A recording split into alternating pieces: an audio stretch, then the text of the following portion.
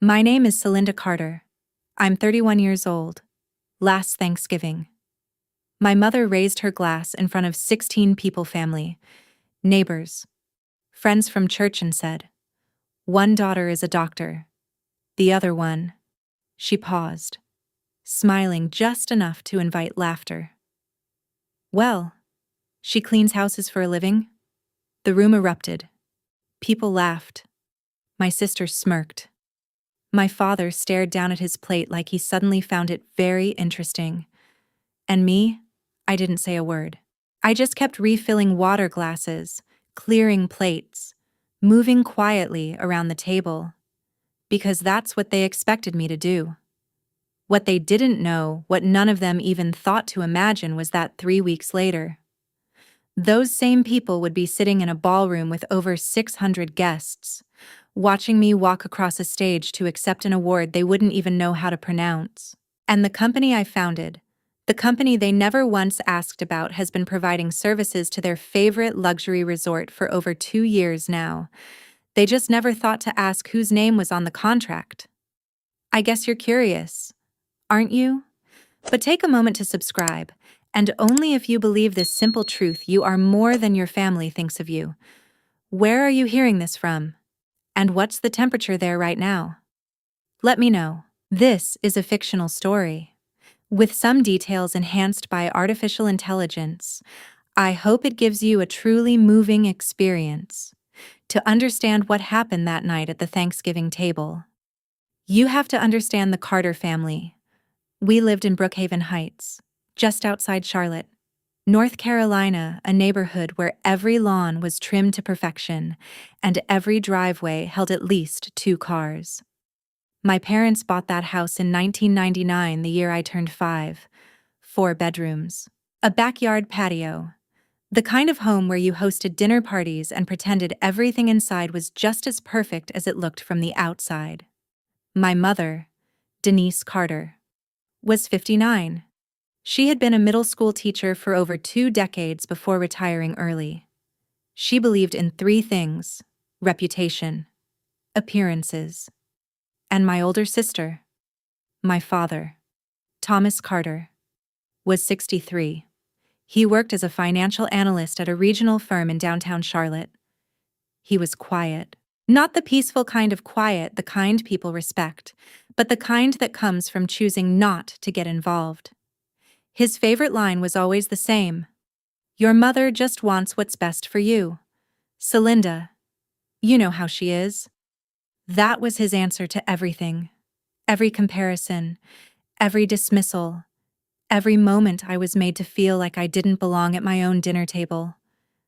And then there was my sister, Dr. Vanessa Carter Holloway, 35 years old. Board-certified plastic surgeon specializing in cosmetic procedures. She owned a private clinic called Holloway Aesthetic Group alongside 2 other surgeons. Her husband, Marcus Holloway, was a corporate attorney with his own firm. They had 2 children, Noah, 6, and Ava, 4, and lived in a 6,000-square-foot home in Westlake Estates with a heated pool and a 3-car garage. My mother talked about Vanessa like she was a headline. At least 4 posts a week on Facebook. Photos from charity galas, updates about the grandkids. Subtle, not so subtle bragging about Vanessa's latest procedures or Marcus's newest business deal. Her bio read, "Proud mother of Dr. Vanessa Carter Holloway." That was it. Just Vanessa. As if she only had one daughter. Sometimes, late at night, I would scroll through her profile searching for proof that I existed. In 3 years, I found exactly 1 photo. Easter, 2023. I was in the background, slightly blurred, carrying a casserole dish to the table. She didn't even tag me. In my parents' living room, there was a wall. My mother called it the family wall. 12 framed photos arranged in perfect symmetry. Vanessa's wedding, Vanessa's medical school graduation, Vanessa holding Noah for the first time, Vanessa and Marcus at a gala, Vanessa in a red dress, Marcus in a tuxedo. I counted once. She appeared in 11 of those 12 photos. I was in one, my high school graduation, standing between my parents in a cap and gown, smiling a smile that never reached my eyes. That picture sat in the bottom corner, partially hidden behind a decorative plant. Growing up, I was never just Celinda. I was always Vanessa's little sister. Teachers would see my last name and light up. "Oh, are you related to Dr. Carter?" She was incredible. And then, just for a second, their faces would fall when they realized I wasn't going to be incredible in quite the same way. I was a good student, B plus average, honor roll, but not valedictorian. I played volleyball for 2 years, then quit. I joined theater, but never got the lead role. I was fine, average, forgettable, and in a family that worshipped excellence. Forgettable was just another word for failure. When Vanessa graduated from medical school, my parents threw a party for over 70 people. They rented out an entire restaurant downtown. There was live music, catered food, and a speech my mother rehearsed for days. It lasted nearly 15 minutes and left half the room in tears. When I got my medical assistant certification at 22, my mother smiled politely and said, "That's nice. Celinda, can you pass the salad?" No party, no speech, just salad. When Vanessa bought her first house, my parents gave her $40,000 for the down payment. When I moved into my first apartment, a small one-bedroom on the edge of town with peeling paint and a broken mailbox, my mother asked if I really needed to move out. Wouldn't it be cheaper to just stay home and help around the house when Vanessa announced her engagement to Marcus? My mother cried for 20 minutes straight. When I brought home my first serious boyfriend, she asked him what he did for a living, then spent the rest of dinner talking about Marcus and how he had just made partner at his firm. The message was clear. It had always been clear. There was Vanessa, and then there was everyone else. For 5 years, I worked at Holloway Aesthetic Group, Vanessa's clinic. It started as a favor, at least. That's how she described it. I had just gotten certified as a medical assistant. I was 22. Eager, hopeful, desperate to prove that I could be more than the invisible daughter in a family that barely made space for me. Vanessa called me one afternoon in early spring. "There's an opening at the clinic. Front desk. Patient intake. I mentioned your name to the manager. You can apply." I should have noticed the tone in her voice. That thin layer of generosity stretched over something colder underneath. But I didn't, because I wanted to believe this was her way of reaching out, of finally seeing me. "I'm doing you a favor, Celinda," she said before my first day. "Don't make me regret it." I didn't. For 5 years. I didn't. I showed up early, stayed late. I memorized every patient's name, their allergies, their preferences, their children's birthdays. I calmed nervous clients before procedures. I stayed until 9 p.m., reorganizing supply closets no one else cared about. I never called in sick. I never complained. And I never told anyone that one of the doctors in the building was my sister. I wanted to earn my place. I wanted them to see me as Celinda, not Vanessa's little sister. And for a while, I thought it was working. Then came March 15th, 2021. Monday, 9:47 a.m. I was called into the office of the clinic manager, Rebecca Lawson. She sat behind her desk with a folder in front of her and a look on her face I had never seen before. "Celinda, please sit down." I sat. "We've received some concerns about your performance. Multiple concerns. I'm sorry, but we're going to have to let you go. Effective immediately." The room tilted. "Concerns?" I asked. "What concerns from who?" Her eyes shifted toward the wall, toward the door, anywhere but me. I'm not at liberty to discuss specifics. The decision has already been made. Just like that. 5 years. Reduced to a sentence. You have 20 minutes to collect your belongings.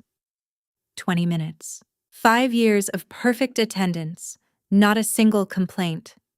And I was being escorted out the back door like I didn't belong there. I packed my things into a cardboard box, a framed photo of my parents, a chipped coffee mug that said "World's Okayest Employee," a small plant I had kept alive for 3 years. As I walked down the hallway for the last time, I passed Vanessa's office. The door was open. She was on the phone, laughing at something. Her chair turned toward the window. She didn't look up. She didn't turn around. She didn't even acknowledge that I was leaving. 2 weeks later, my phone rang. It was Olivia, the receptionist. We had worked together for 4 years. She was the closest thing I had to a friend there. "Celinda, I'm so sorry. I thought you knew. Knew what..." There was a pause. Then she said it. It was Vanessa. My chest tightened. She went to Rebecca. She told her you were a liability, that you made patients uncomfortable, that you had attitude problems and it was hurting the clinic's reputation. I couldn't speak. None of it was true. Olivia's voice dropped to a whisper. Everyone here knows it's not true. But Rebecca wasn't going to argue with a physician, especially not one of the owners. The call lasted just over 10 minutes. I know that because I stared at my phone the entire time, watching the seconds tick by, feeling something inside me slowly harden with each one. After Olivia hung up, I sat in my car in a grocery store parking lot for almost 2 hours. I didn't cry. I didn't scream. I just sat there, hands on the steering wheel, trying to understand how my own sister could do something like that to me. I had $3,200 in debt, no job, no references I could use, and no explanation I could give my parents that wouldn't sound like I was attacking their perfect daughter. So I didn't tell them. I told them I quit. I said I was burned out, that I needed a change, that I was trying to figure things out. My mother sighed like I had just confirmed something she already believed. "Well, I hope you find something soon," she said. "It's embarrassing when people ask what you do." That was it. No questions, no concern, just embarrassment. I did find something, just not in the way anyone expected. That night, I made a phone call, not to my parents, not to friends who would tell me to confront Vanessa or fight back. I called my aunt, Linda Carter, my dad's younger sister. She was 60, twice divorced, and had spent most of her life working as a hairstylist in a small salon called Golden Touch, just outside the city. In my family, she was the example of what not to become. The story my mother used whenever she wanted to remind us what failure looked like. You don't want to end up like your Aunt Linda, do you? But Aunt Linda was the only person who ever asked me how I was doing, and actually meant it. The phone rang 3 times before she answered. "Celinda. Sweetheart. What's wrong?" I told her everything. Getting fired. The phone call. The truth about Vanessa. When I finished, there was silence on the other end. Then she said quietly, "I've been the family disappointment for over 30 years. You want my advice?" I swallowed. "Yeah. Don't give them the satisfaction of watching you fall apart, and don't give them the satisfaction of watching you prove yourself either." I frowned. What does that mean? It means live your life quietly, build something for yourself, and one day, they'll see it. They'll see everything they chose to ignore. That was the moment something changed in me. That was the day I stopped trying to be Vanessa's sister and started becoming someone else entirely. After I lost my job, I still had rent to pay. I had debt, no income, and a family that already believed I was a disappointment. So I did what I had to do. I started cleaning houses. It wasn't glamorous. It wasn't the future I had imagined for myself at 27. But a friend knew someone who needed help. And I needed money. Her name was Mrs. Ellington. She was 74, a widow living alone in a massive house in Westlake Estates. 6 bedrooms. More space than one person could ever need. She paid me $150 per visit. Twice a week. Cash. At first, I just cleaned, scrubbed bathrooms, mopped floors, organized closets. It was simple work. Repetitive, quiet, and strangely, peaceful. No one was watching me. No one was comparing me. No one was judging me. For a few hours at a time, I could just exist. But after a while, I started noticing things. Her house was spotless, but her life wasn't. Bills piled up on the kitchen counter, a garage door that had been broken for months, a fridge full of expired food because she couldn't remember what she had already bought.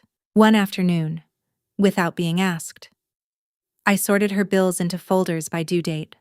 I also called a repairman to fix her garage door.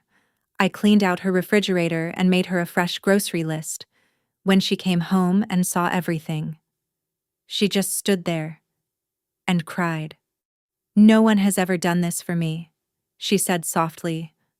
"Not even my own children." That was the moment something clicked. It wasn't about cleaning. Not really. Wealthy people didn't just want a clean house. They wanted peace. They wanted someone who could see everything falling apart behind the scenes and quietly fix it without making them feel incapable. They wanted someone invisible, someone who could solve problems before they even noticed them, someone who could give them control without them having to lift a finger. And I realized I could do that. On September 12th, 2022, I filed the paperwork for a company I called Quiet Haven Concierge. The filing fee was $50. The woman behind the counter looked at the form, then at me. "What exactly does your company do?" she asked. I met her eyes and said, "We make people's lives easier." She smiled like it was a joke. I didn't. The first year nearly broke me. I worked 18-hour days. I hired 2 people, Elena, a housekeeper I met through Mrs. Ellington, and Marcus, a driver who had been between jobs for months. We took anything we could get: home organization, errands, personal shopping, property management, if someone needed it and could pay for it. We did it. By the end of that year, we had 12 clients. Revenue was barely over $4,000 a month, just enough to keep things running, just enough to survive. I thought about quitting more than once. But then, in April 2023, everything changed. I got an email. The sender's name was Eleanor Whitmore. She was 63, a widow, but nothing like Mrs. Ellington. Eleanor owned a luxury resort called Silveridge Retreat, a private property with over 100 rooms tucked into the hills outside the city. Rooms started at $900 a night. The presidential suite cost more than most people made in a month. Her previous service provider had just been exposed in a scandal. Staff stealing from guests, complaints buried under bribes, reputation on the edge of collapse. She needed someone new, someone discreet, someone trustworthy, someone who understood that in her world. Reputation was everything. One of my clients had given her my name. I met her on a Tuesday afternoon.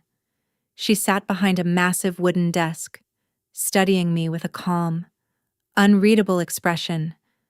"Everyone promises discretion," she said. "What makes you different?" For a second, I didn't answer. Then I thought about my life, about my mother, about Vanessa, about all the years I had spent being invisible in my own family. "I've spent my whole life being invisible," I said quietly. "I know how to take care of people. without ever making myself part of the picture. She didn't speak right away. She just watched me. Then, slowly, she reached into a folder and slid a contract across the desk. $28,000 a month. 18 months? Can you handle it? She asked. I said yes. I had no idea if I could, but I figured it out. I hired 8 more employees. I created systems, training processes, quality checks. Everything I learned came from late nights watching videos, reading business books, figuring it out one mistake at a time. And it worked. Eleanor renewed the contract. Then she introduced me to other resort owners. Within a year, we had multiple contracts. By the end of 2024, Quiet Haven Concierge had grown beyond anything I could have imagined. By November 2025, we had 38 employees, a mix of full-time and part-time staff. We operated out of a small office space just outside the city. Revenue was approaching $2 million for the year. And yet, I still drove my old car. I still wore simple clothes. I still lived in a modest apartment. And when my mother asked what I did for work, I said the same thing every time. Just cleaning. Mom. Same as always. She never asked anything else. None of them did. I built everything. In silence. There was only one person who knew the truth. In June 2024, my phone rang late one evening. It was Aunt Linda. Celinda, she said carefully, I need to ask you something, and I need you to be honest with me. My stomach tightened. Okay. I had a client in my chair today. She continued. Mrs. Hawthorne. She lives up in Westlake Estates. She spent the entire appointment talking about this concierge company she uses. Aunt Linda continued. Said they're the best she's ever worked with. Discreet. Professional. Life-changing. I felt my chest tighten. She mentioned the owner's name. She said slowly, Celinda Carter. Silence filled the line. That's you, isn't it? I didn't answer right away. Sweetheart. I almost dropped my scissors. She added softly. I had to pretend I was fixing her hair just to keep my hand steady. I let out a breath I didn't even realize I'd been holding. Please don't tell anyone. I whispered. I'm not ready. Her voice changed. Gentler now. I didn't say a word. And I won't. Another pause. But Celinda, I need you to know something. I'm so proud of you. I closed my eyes. And I understand why you're hiding it. She continued. I've been hiding from this family for 30 years. We talked for over an hour. I told her everything. About Quiet Haven Concierge. About Eleanor Whitmore. About the contracts. The employees. The nights I couldn't sleep because I was terrified it would all fall apart. She listened. She didn't judge. She didn't ask why I hadn't told my parents. She didn't tell me to confront Vanessa. She just said one thing. One day they'll see. That was her phrase. Her promise. One day they'll see. I just didn't know that day was closer than either of us expected. If you've ever had someone in your family make you feel invisible, like you didn't matter, I'd love to hear your story. Because I promise you, what happened next changed everything. November 27th, 2025. Thanksgiving. I drove 20 minutes from my apartment to my parents' house in Brookhaven Heights. I was wearing jeans, a gray sweater, and a pair of boots I'd owned for 3 years. Nothing expensive, nothing that would make anyone ask questions. I brought a bottle of wine, $40. A Napa Cabernet I'd read good reviews about. I already knew what would happen to it. My mother would set it aside without a word, and serve whatever Vanessa brought instead. Something more expensive, something worth talking about. I parked at the end of the driveway. That's where I always parked. The closer spots. The shaded ones my mother paid to keep perfect year-round. were reserved. Vanessa's white Range Rover. Marcus's black BMW. I had been parking at the end of that driveway for as long as I could remember. When I walked through the front door at 4:15, the house was already full. Laughter echoed from the living room. Glasses clinked. My mother's voice rose above the rest, animated, telling a story I'd probably heard 10 times before. I found her in the kitchen. "Oh, Celinda, you're here." She glanced at me for half a second before turning back to the stove. "Good. Can you help me with the gravy? It's starting to lump." No hug. No. "How have you been?" No, "I'm glad you came." Just gravy. I picked up the whisk and started stirring. That year, there were 16 people at the table.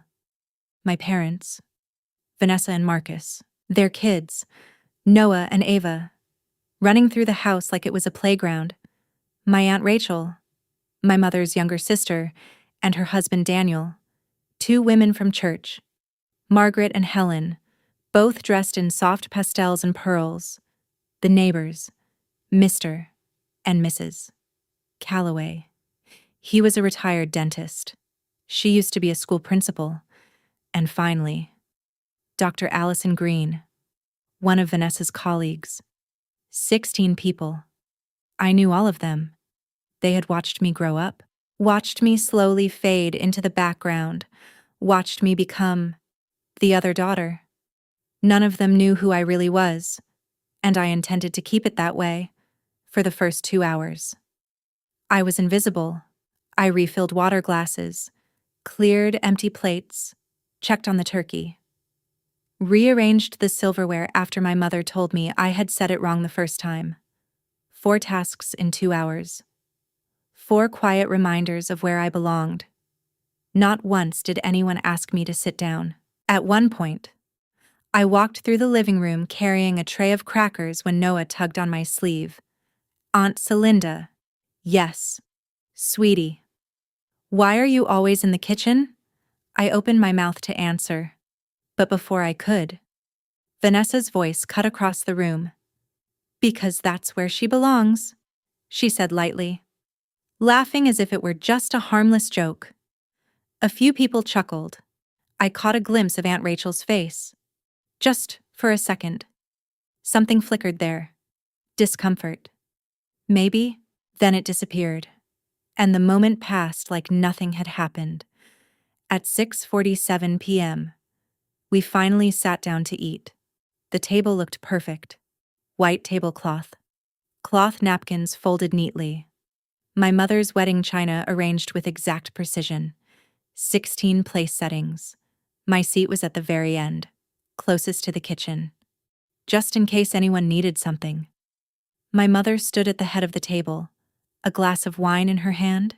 She was wearing a cream blouse and pearl earrings. Her hair had been styled that morning. I knew because she had mentioned it more than once. "Before we eat," she said, "I'd like to say a few words." The room quieted. "I want to thank God for this beautiful family," she began, her voice warm and practiced. "For my wonderful husband, Thomas, who has stood by me for all these years." She smiled at my father.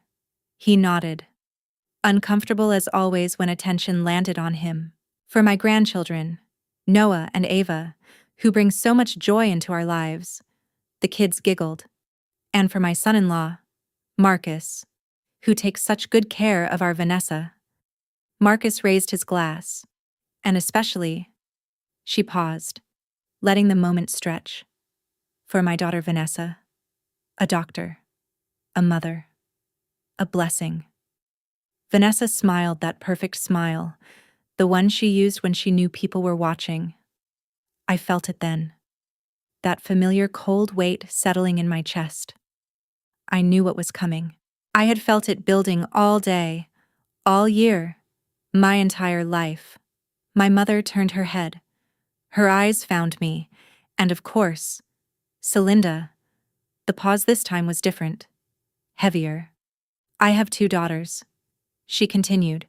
"One is a doctor." She gestured toward Vanessa with her wine glass. The other one. She laughed softly, a sound meant to invite everyone else to join in. Well, she cleans houses for a living. The laughter came instantly, all around me. Margaret laughed. Helen laughed. Uncle Daniel laughed. Marcus laughed. Mr. Calloway laughed. Dr. Allison Green laughed. Vanessa laughed the loudest. My father didn't. He stared down at his plate. Mrs. Calloway didn't laugh either. She pressed her lips together and looked away. But everyone else did. 16 people. I counted. 16 people who saw me exactly the way my mother had just described. The help. The lesser daughter. The embarrassment. The room felt smaller. The sound of their laughter pressed in on me from every direction, and then something inside me shifted. I set my glass down, folded my napkin carefully, and stood up. The laughter faded. My mother frowned slightly. Celinda. Is something wrong? I looked straight at her, held her gaze. Mom, I want to thank you. She blinked, confused, for making it very clear, in front of everyone here, exactly where I stand in this family. The room went completely silent. Not the polite kind of silence, the kind that presses in on you. Heavy, unavoidable. I hope one day you remember this moment. I said quietly, because I know I will. I pushed my chair in, picked up my purse, and walked out the front door. I didn't slam it. I didn't need to. If you think what my mother did, publicly humiliating her own daughter and treating her like she didn't matter, was completely justified, then comment support. But if you believe she made a serious mistake, feel free to leave the word mistake below.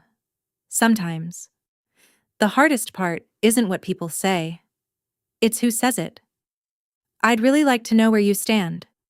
As mentioned, I left 3 miles away and sat in my car in the parking lot of a pharmacy, looking out the windshield, trying to regulate my breathing.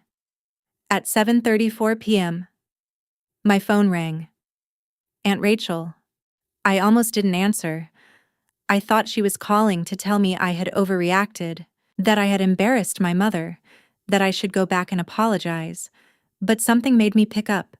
Celinda. Her voice was shaking. I need to tell you something. I should have told you months ago. I didn't say anything. I forwarded you an email back in August. By accident. She continued.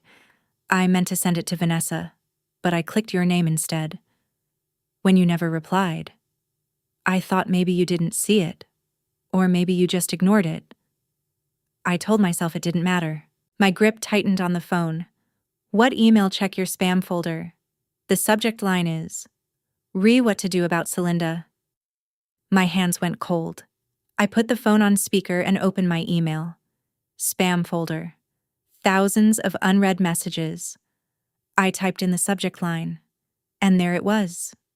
Dated August 8th, 2025. I opened it. It wasn't just one email. It was a thread. Dozens of messages. 18 months of conversations between my mother, my sister, and Aunt Rachel. The first one was from April 2024. Subject line. What to do about Celinda. My mother had written it. I need your advice. Rachel's wedding is coming up in June, and I don't know what to do about Celinda. I don't want her there making small talk with guests. What if someone asks what she does? I can't keep explaining away the embarrassment. My chest tightened. The next reply was from Vanessa. Agreed. She'll probably show up looking like she just came from work anyway. Just tell her it's a small ceremony, family only. She'll believe it. Another reply from Aunt Rachel. Are we sure about this? She is still family. Then my mother again. Sometimes I wish I only had one daughter. Is that terrible to say? I stopped breathing. I read that line again. And again. Sometimes I wish I only had one daughter. My own mother. I kept scrolling. June 2024. The wedding went perfectly. Vanessa wrote, Celinda didn't even question it. She actually believed the small ceremony story. She's so easy to manage. September 2024. Thomas keeps saying we should invite Celinda to Sunday dinners. My mother wrote, I told him it's easier when it's just us and Vanessa's family. Celinda brings down the mood. November 2024. Thanksgiving is coming up. Vanessa wrote, Do we really have to invite her this year? My mother replied, Yes. People will notice if we don't. But don't worry. I'll keep her busy in the kitchen. I kept scrolling. Message after message. A year and a half of conversations. Planning. Discussing me like I was a problem. An inconvenience. Something to manage. Something to hide. Then I reached the final email. Dated November 24th, 2025. 3 days before Thanksgiving. Vanessa had written it. Don't worry. Mom, after tomorrow, she'll know her place. I have a toast prepared. A toast. My chest felt hollow. It hadn't been spontaneous. It hadn't been a careless joke. They had planned it, discussed it, agreed on it. My humiliation had been scheduled. I sat there in that parking lot for 45 minutes, reading every email, then reading them again. I didn't cry. I didn't scream. I just felt clear. Like someone had finally turned on the lights in a room I had been stumbling through my entire life. All the confusion, all the doubt, all the times I wondered if I was overreacting. It all collapsed into one undeniable truth. They didn't just overlook me. They chose to. They didn't just leave me out. They planned it. They discussed it. They put it in writing and laughed about it like it was nothing. I opened a new folder in my email. I named it Evidence. Then I forwarded every single message into it. All 47 emails. After that, I drove home. The next morning. Friday, November 28th, 2025.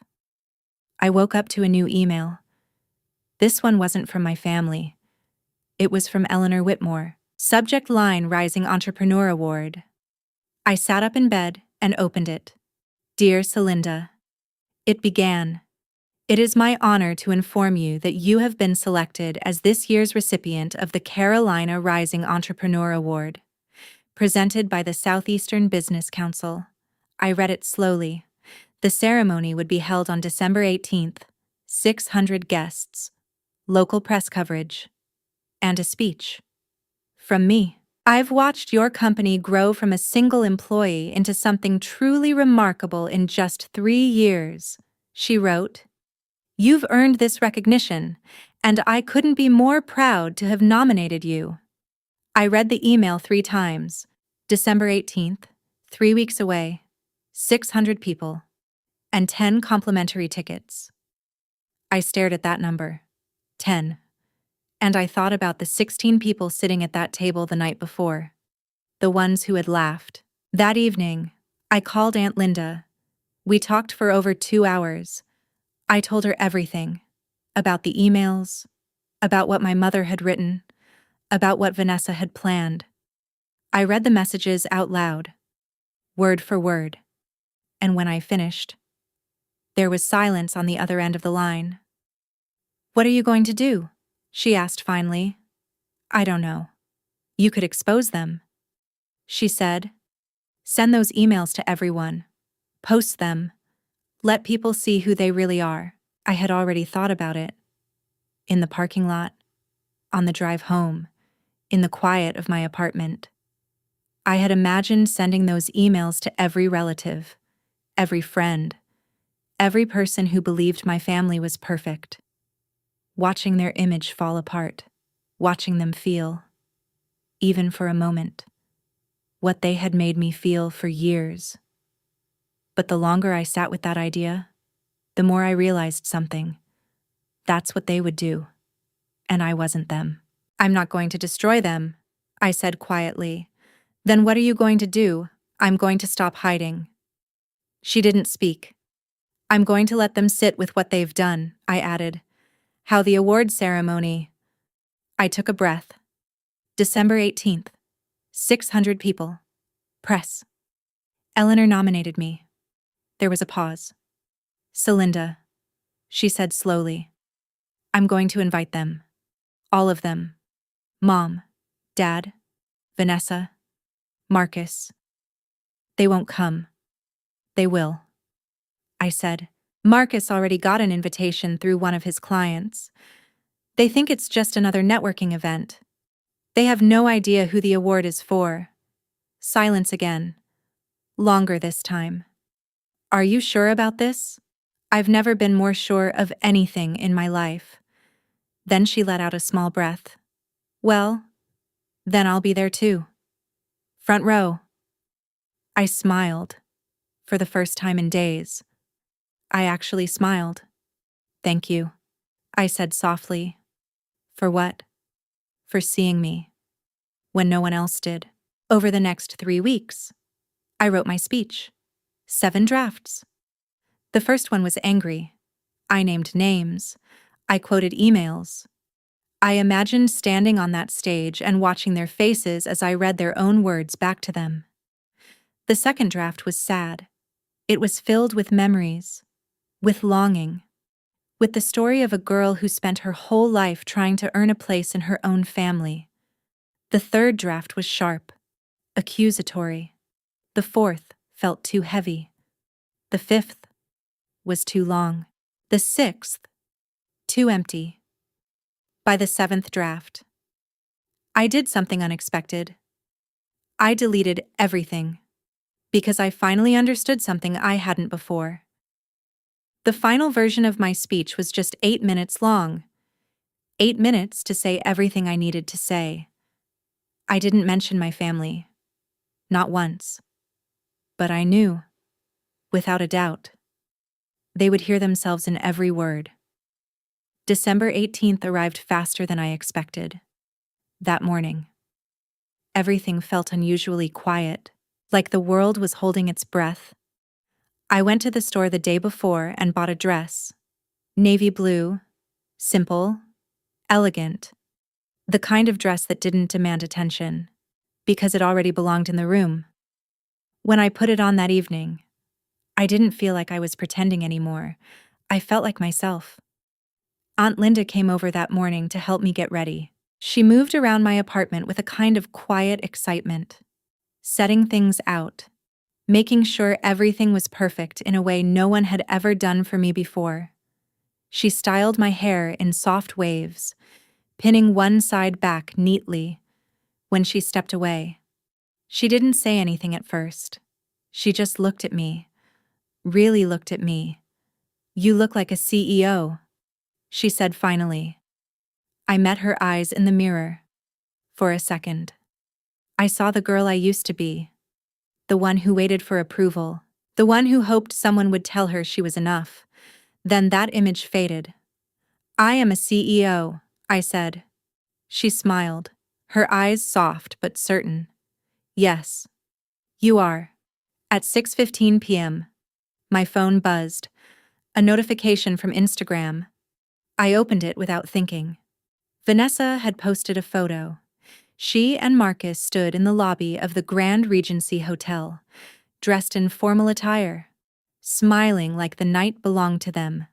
The caption read, "Networking with my husband at a business gala. Blessed life." I stared at the screen for a moment. They were already there? And they had no idea. The ballroom held 600 people, 600 strangers who would soon know my story, before my own family ever truly did. I arrived at 6:30 p.m. through the speaker entrance. Everything backstage felt different, calmer, focused.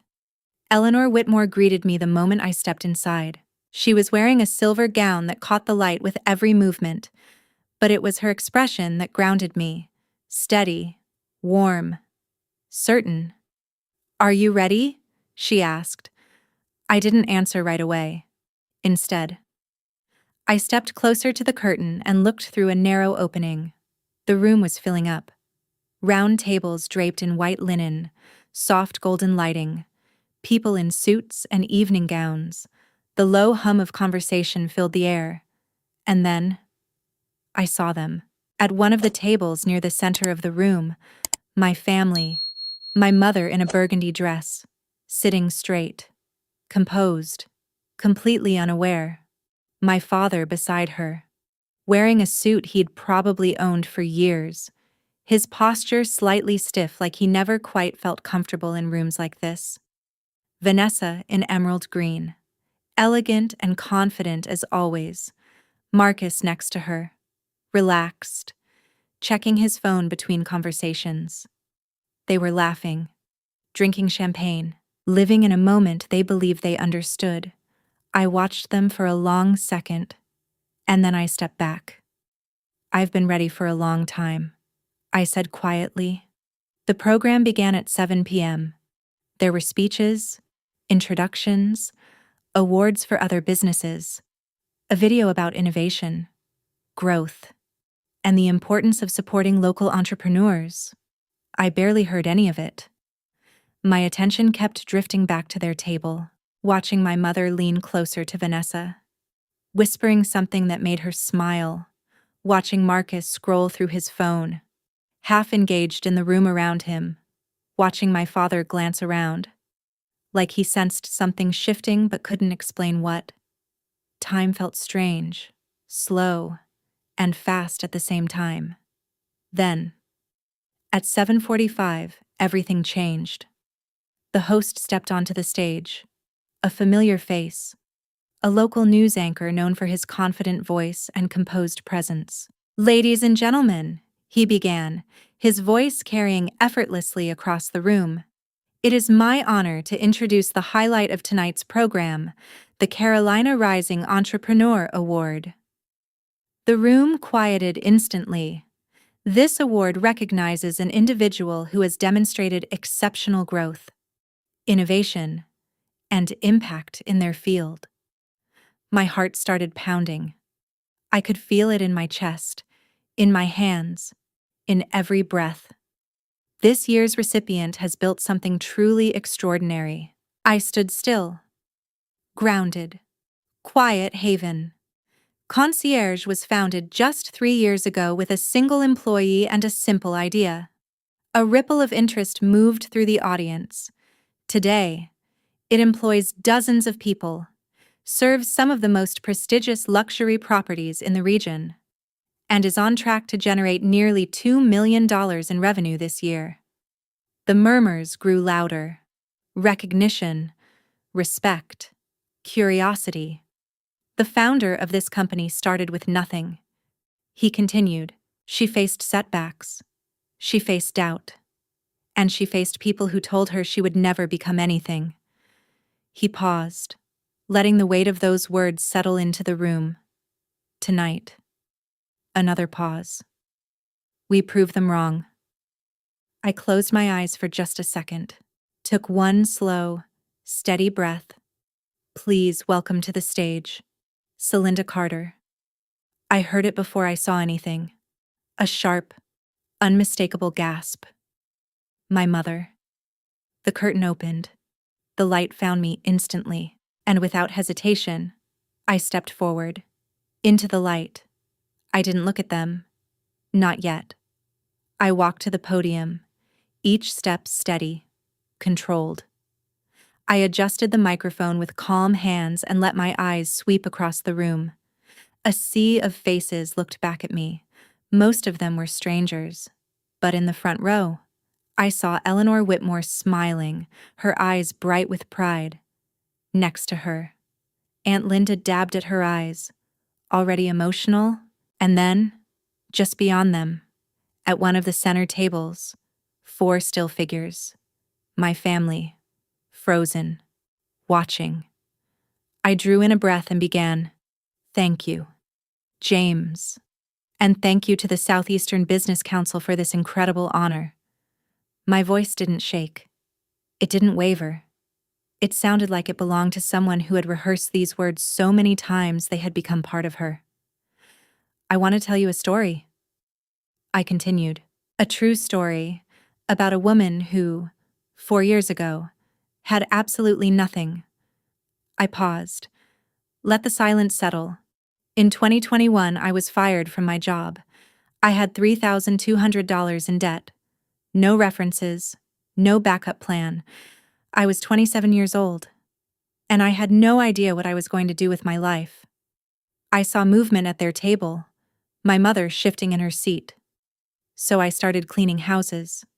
I said, not because I wanted to, but because I had to. Because I needed to pay rent. Because I needed to survive. Another pause. And somewhere along the way, something changed. I softened my voice slightly. I realized I was good at it. Not just at cleaning, but at understanding people. At noticing what they needed before they even said it. At making their lives easier. I let the next word linger. At being invisible. In a way that made other people feel seen. The room was completely quiet now. I built Quiet Haven Concierge with my own 2 hands. I started with 1 client, then 5, then 50. I made mistakes. I worked 18-hour days. I doubted myself more times than I can count. I lifted my gaze, and this time, I looked directly at them. There were people, I said slowly. People who were supposed to love me, who told me I would never become anything. Vanessa's smile had disappeared. There were people who called me an embarrassment. My mother's hand rose to her mouth. People who excluded me from their lives, because they were ashamed to be seen with me.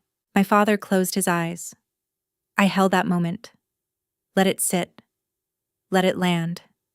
And to those people, I said, my voice steady, I want to say thank you. The silence deepened. You gave me the greatest gift anyone could give. I paused again. Just long enough.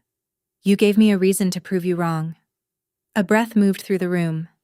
This award isn't just for me. I continued. It's for every person who has ever been told they weren't enough. For everyone who has been dismissed, overlooked, underestimated. I straightened slightly.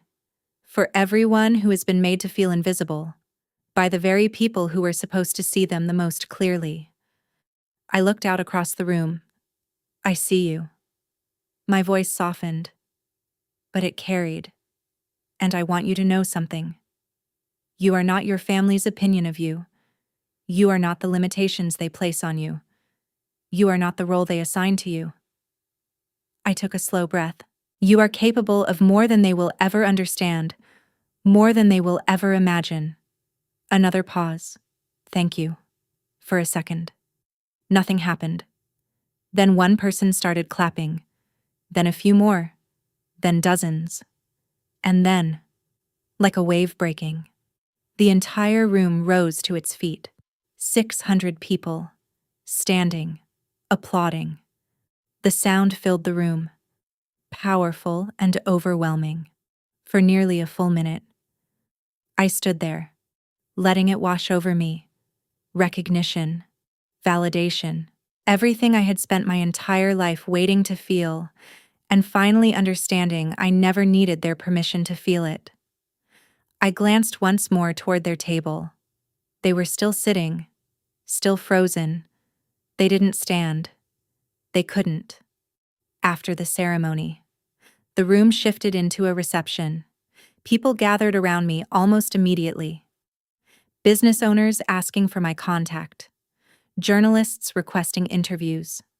Strangers shaking my hand like they had known me for years. Eleanor hugged me tightly, her voice full of pride. You did more than win an award tonight, she said.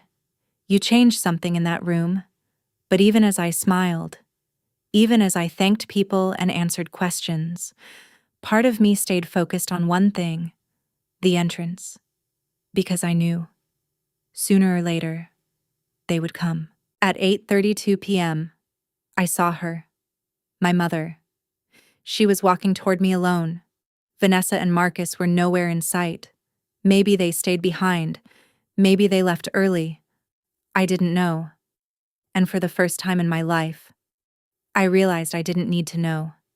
Her steps were slow, uncertain. Her mascara had smudged beneath her eyes, leaving dark streaks across her cheeks. Her hands trembled slightly as she came closer. Celinda. I turned to face her fully, up close. She looked smaller than I remembered, not physically, but somehow diminished. Why didn't you tell me? She asked, her voice breaking in the middle. I held her gaze, really looked at her, at the woman who gave birth to me, who raised me, who had written, in her own words, that she sometimes wished she only had one daughter. Would you have believed me, Mom? I asked quietly. She opened her mouth, then closed it. Silence. Would you have been proud of me? I continued. Or would you have just found another way to compare me to Vanessa? Her lips trembled. She didn't answer. I nodded slowly. That's what I thought. Tears welled up in her eyes. I didn't mean those things, she said quickly. The emails. I didn't mean them like that. You meant every word, I said. Not harshly, just honestly. Celinda. Please. I'm not angry. Mom. She looked up, startled. I'm not angry, I repeated, softer this time. And it was true. The anger had already passed. What was left was something else. I'm just done. The words landed between us, heavy and final. I turned and began to walk away. Celinda. Wait. She called after me. Are you still going to talk to me? Are we still family? I stopped. But I didn't turn around. We've always been family, I said quietly. You just never treated me like it. And then I kept walking. In the 3 days after the gala, my phone rang more times than it had in years. 12 missed calls from my mother. I didn't answer a single one. She left voicemails. Long ones. Emotional ones. Messages that started with apologies and slowly twisted into something else. I'm sorry, but you have to understand how this looks. I'm sorry, but you could have told us. I'm sorry, but this is so unfair to your sister. I deleted every single one. Vanessa sent me an email. Subject line: we need to talk. I didn't open it. I archived it and moved on. My father called once, just once, on the 4th day. I answered. Celinda. His voice sounded older. Tired. It's Dad. I know. Silence settled between us. Not uncomfortable. Just heavy. 31 years of things left unsaid. I'm sorry, he said finally. I should have said something years ago. I should have stood up for you. You should have. I said. There was no anger in my voice. Just truth. But you didn't. Another silence. I know, he whispered. And I survived anyway. I heard him take a shaky breath. The kind of breath that comes when someone realizes, far too late, what they've lost. I still love you. Celinda, he said. I know you do. I replied, but love isn't enough if you don't act on it. The call lasted a little over 6 minutes. When it ended, I sat there for a moment, staring at my phone. I expected to feel something sharp, anger, bitterness, maybe even satisfaction, but instead, I felt peace.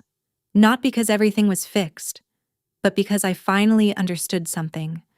I didn't need them to change in order for me to move forward. I didn't cut them out of my life completely. I didn't block their numbers or make dramatic declarations about never speaking to them again. That wasn't who I was. But I did something different. Something I had never done before. I stopped chasing them. For 31 years, I had been the one reaching out, showing up, trying, hoping. waiting for them to finally see me. After that night, I stopped. I let them come to me. And if they didn't, that was an answer too. That Christmas was the first one I didn't spend at my parents' house. Instead, Aunt Linda and I flew to Hawaii. We stayed at a beachfront resort, spent our days walking along the shore, and our evenings watching the sun disappear into the ocean. We laughed, we rested, we breathed. My mother sent a gift. I returned it unopened. Some people would call that cold. Some would say, I should forgive. Forget. Give them another chance. Be the bigger person. But here's what I learned. Forgiveness doesn't mean allowing people to keep hurting you. And being the bigger person doesn't mean shrinking yourself to fit into someone else's expectations. I wasn't closing the door forever. I was just no longer holding it open for people who refused to walk through. In January 2026, I received an email I wasn't expecting. It was from Dr. Allison Green, Vanessa's colleague, one of the 16 people at that table, one of the people who had laughed. The subject line of the email was simple. I owe you an apology. I opened it slowly, not sure what I was about to read, not sure if I even wanted to. It was from Dr. Allison Green, Vanessa's colleague, one of the 16 people sitting at that table, one of the ones who had laughed. The message was longer than I expected. I was the daughter who was never enough. She wrote, the one who got compared to a sibling who could do no wrong, the one who learned early how to stay quiet just to keep the peace. I kept reading. I'm sorry I laughed that night. I told myself it wasn't my place to say anything. I didn't want to make things uncomfortable. I didn't want to stand out.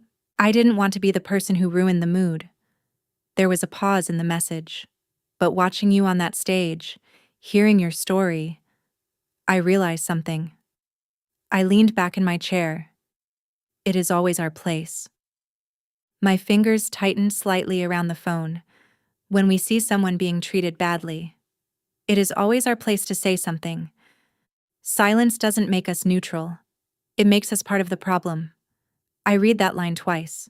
I'm not writing to talk about your mother or your sister. I'm writing because I recognize something in you, and I recognize something in myself. If you ever want to talk, I'm here. Not about them, just about life. About what it's like to grow up in a family that never really saw you. The last line stayed with me the longest. You are remarkable, Celinda. I hope you know that.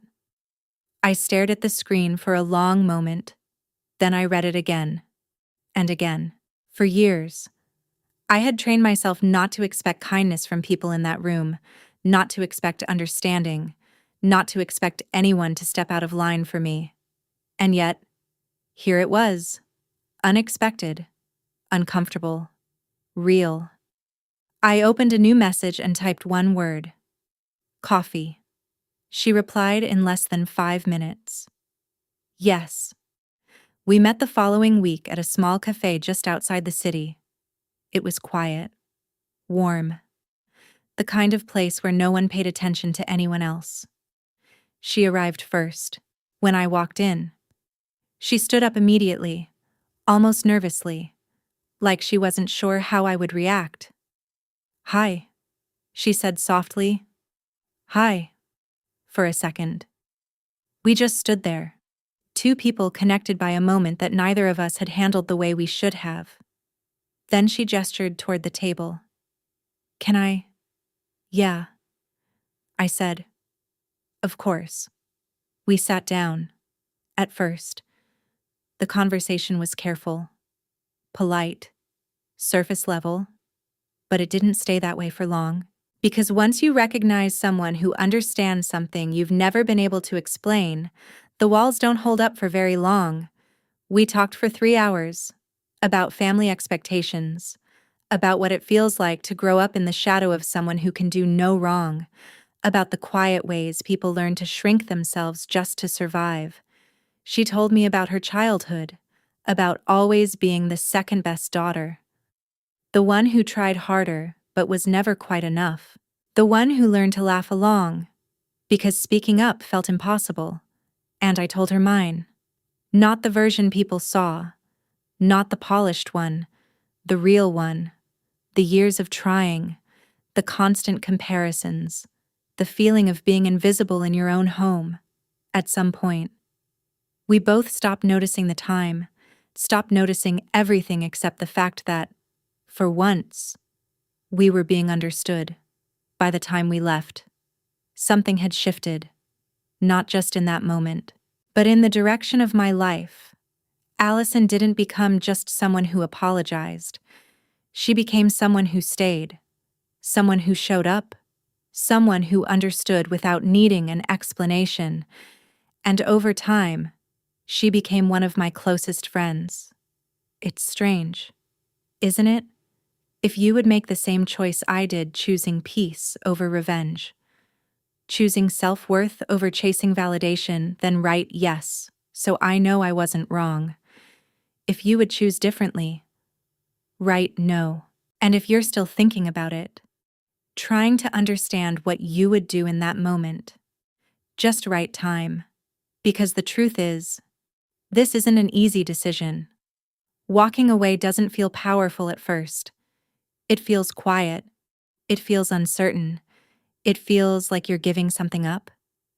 But sometimes, the strongest thing you can do is stop fighting for a place where you were never truly valued.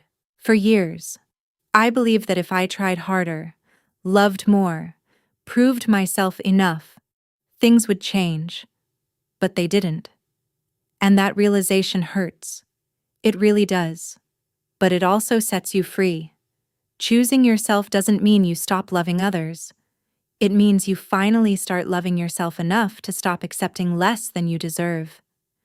It means you no longer measure your worth through someone else's approval. I want to ask you something honestly. Did you stay until the very end? Because if you did, that tells me something about you. It tells me you understand more than just the story. You understand the feeling behind it. And for that, I truly want to say thank you. Looking back on everything, I realized this story was never really about being humiliated at a dinner table, or even about standing on that stage. It was about something much deeper. It was about what happens when the people who are supposed to see you don't. When the people who are supposed to love you make you feel small instead. For years, I thought I had to earn my place. I thought love was something you proved yourself worthy of. I thought if I just tried harder, achieved more, became better, then maybe one day, they would finally look at me the way I wanted them to. But the truth is, love that makes you feel invisible is not something you need to earn, it's something you need to walk away from. What I learned is this: your value does not come from your family's approval. It doesn't come from comparisons, expectations, or labels. It comes from you. From the way you keep going when things fall apart. From the way you rebuild yourself quietly, even when no one is watching. From the strength it takes to choose peace instead of revenge. And if you've ever felt like the other one, the overlooked one, the one who never quite fits the role they expected, you're not alone. There are more people like you than you think. People who understand, who care, who see you. And by being here, by listening, by sharing your thoughts, you're already part of something meaningful. You're helping create a space where people feel less alone. That matters more than you realize. Before you go, I want to gently remind you, take care of yourself. Drink some water, get some rest, step outside, breathe, and give yourself a moment of peace. Your life is not just about surviving difficult people or painful moments. It's about living, growing, and finding your own light. There are still many stories ahead. Stories about healing, about boundaries, about becoming stronger in ways no one expects. And I hope you'll be here for them. If this story touched you in any way, you can support the channel in a simple but powerful way. Subscribe, leave a comment, share your thoughts, or pass this video along to someone who might need it. Not for me, but for the community we're building together. Because your voice, your presence, your story, they matter.